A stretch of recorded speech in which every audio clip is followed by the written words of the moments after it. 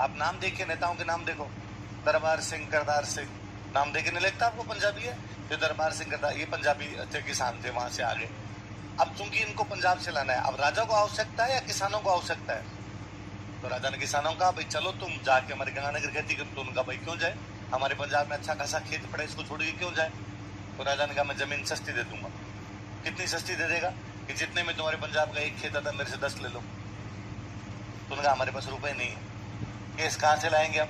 तो राजा ने कहा किस्तों में दे देना। किस दे देना? तो अब वो किस्तों में खेत बांट दिए गए और यहाँ पे आ गए। 27 में नहर आई थी, 27 में नहर आई तो 28 में खेती शुरू हुई होगी वहां पे। अब ये तो है नहीं कि हाथों हाथ जिस साल आपकी नहर है उसी साल फसलें होने शुरू हो गई।